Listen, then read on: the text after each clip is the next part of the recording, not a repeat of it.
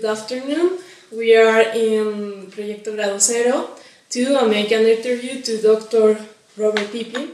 It's a pleasure to be here. Pleasure to be here myself. Let me introduce something about yourself. Dr. Pippin is an Evelyn Stephenson Neff Distinguished Services Professor of Social Thought of Philosophy, and in the College at the University of Chicago, he is a member of the American Academy of Arts and Science and the American Philosophical Society.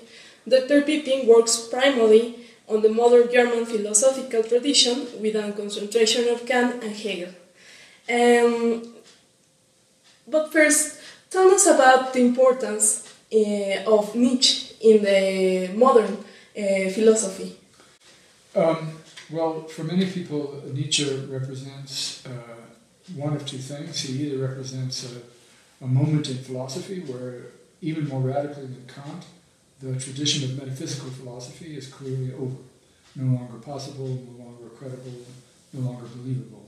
Kant was the first figure in which this moment occurred, but Kant still maintained a kind of practical, rational metaphysics and a rational approach to issues like philosophy of art. And Nietzsche was the first major skeptic about all of the dimensions of philosophy that had even been left over after Kant. So for some people, Nietzsche represents something like philosophy after philosophy, that even philosophy, as it had been understood from the Greeks to the post-Kantian tradition, was over, and we needed a totally new style, a new set of questions, and especially a different understanding of human reason than had been prominent in the tradition. Okay, and in your paper of this afternoon, by the way, tell us about what is the importance of the relation of psychology and the Nietzsche philosophy. Yeah. Because you told us about that. Yeah. What is the relation, and what do you think that is important to know that the psychology is a part of that? Well, Nietzsche says in one of his books that at this moment, psychology is poised to become again the queen of the sciences. Now, two things are mysterious about that. One is, what does he mean by the queen of the sciences? And from the medieval period, that's usually the term for metaphysics or theological metaphysics. And it's not clear what he means by again. So it's unclear what he means by when it was the queen of the sciences. I think he means something roughly having to do with Plato, but that's a very complicated topic. But then the most important question is the one you asked. What does he mean by psychology? And why is it replacing metaphysics? He doesn't mean by psychology empirical psychology. I mean, in his period, we see the birth of what we now know as psychology, the Wundt in the laboratory in Berlin, but he doesn't mean that. Many people think he must be talking about a kind of early version of a psychoanalytic theory of psychology.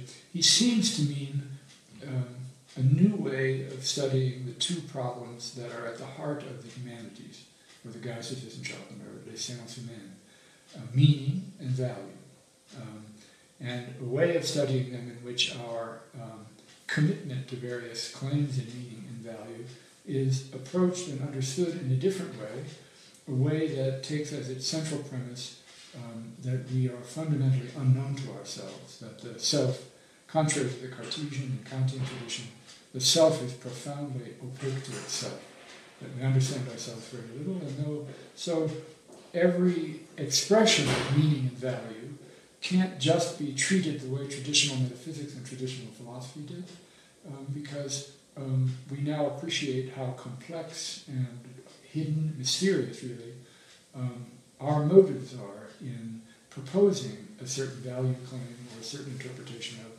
of meaning. So, given the skepticism about metaphysics, Nietzsche wants to turn us to a different way of accounting for how things come to matter to human beings, and especially why they cease to matter. What is that relationship between a culture being able to instill in its participants an extremely powerful sense of what really matters, and what happens when a civilization loses that sense of commitment?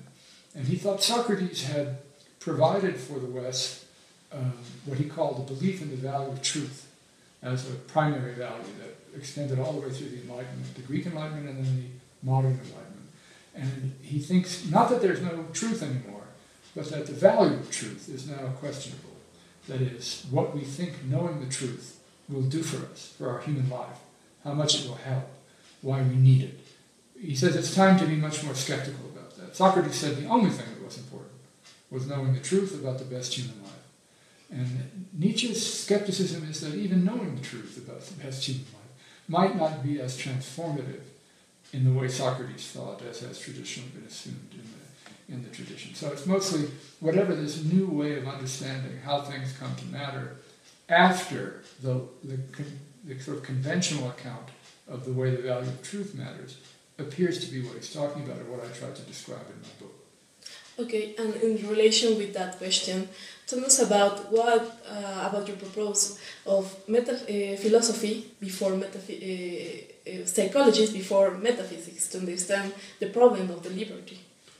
Well, I mean, there were other philosophers, I think, who took very seriously the idea that the most important things we need to know to lead a good human life are things about our own motivation or self-knowledge.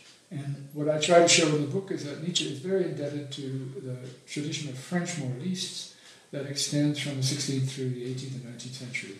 The people he values most are all Christian, Pascal especially, La Rochefoucauld, Montaigne, and then later Stendhal. And I think he uses them as a kind of model we've forgotten about in trying to understand the most important philosophical questions. So he thinks there was a kind of psychology that was the most important aspect of philosophy, but it had been lost with the new scientific philosophy of the 17th century. And I think he wants first to return us to that way of thinking about things, and then secondly to suggest that even so, it's not available to us after what he called the death of God, that their investigations, while very admirable, assumed a kind of religiosity in everyday life that we can no longer count on. So Nietzsche thinks we have to start again using them as the model, but not necessarily trying to do what they did, because so much of what they did was so importantly related to belief in God. Okay, tell us about your book. What is the object of your book? What is the principal object of your book to resolve some problems in philosophy?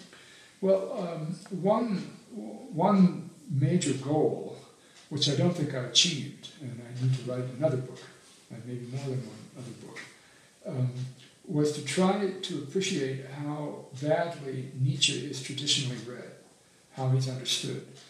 For example, when you teach Nietzsche to undergraduates, they get very excited. And with other philosophers like Hegel or Kant, they don't get very excited, they get very bored. And your job as a teacher is to try to help them see, despite how difficult the text is, how important the ideas are and how they should be motivated to understand them. With Nietzsche, the issue is just the opposite. You have to sort of stop them from running away from you. They think they understand the text very well. It's beautifully written, it's powerful, it's rhetorically very, very explosive.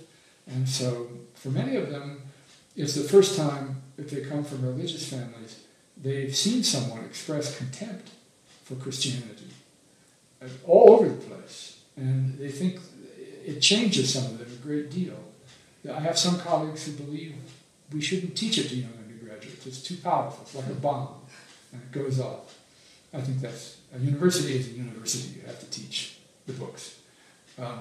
But nevertheless, you have to slow them down, convince them that even though it seems that they've understood what Nietzsche has said, they haven't.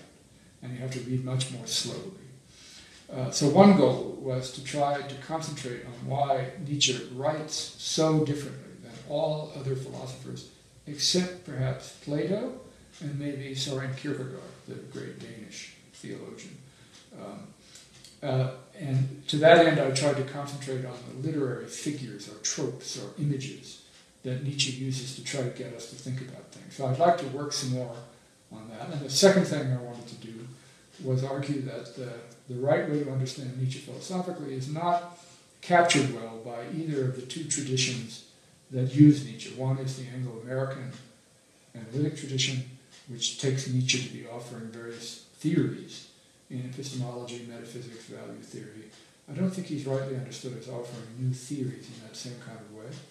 And I don't think he's rightly understood in the tradition of Heidegger, Derrida, Deleuze, Bataille, the people who take Nietzsche to be offering a kind of Heideggerian-like understanding of the meaning of being as will to power, as if he's providing us with this kind of mythic philosophy. I think, again, the philosopher he's closest to in spirit is, ironically, Plato and Socrates, and that we have to return to a tradition in which philosophy was not primarily a doctrinal discipline, coming up with theories that tell the truth, but explored a way of understanding how to live that didn't depend on a theory of how to live. I mean, that's one of the great problems of philosophy. We think if we want to know how to live, we need a general theory of how everyone should live, and then we need to know how to instantiate it. Nietzsche, what I tried to show is Nietzsche is rejecting that. That's not the way to think about how we ought to live, but we shouldn't forget that the other danger in the modern world, we've forgotten the importance of the question, how really ought we to live? Am I living as well as I could? But we can't answer it by having a theory of the good life, and then just trying to find out how to instantiate it. For last, talking about the new ways to explore the philosophy, why you take the relation between Wittgenstein and Nietzsche? What is important for you? Well, what I said in the discussion today was in response to one of my commentators very wisely quoting the early Wittgenstein on the importance of psychology in understanding human life. But then I quoted this famous quotation by Stanley Cavell in which he said, Kant liberated epistemology from psychology, where Locke had put it. Frege liberated Kantian epistemology, logic from psychology, where Kant had put it, and Wittgenstein liberated psychology from psychology. And the point of saying that was that he's coming up with a new way of exploring people's values, what they're interested in, how they think they understand themselves and don't. What the confusion is in not just everyday self-understanding, but also in philosophy. And I think that came to a fruition in Wittgenstein's philosophical investigations, which I would say is probably the book most similar in spirit to psychology as first philosophy.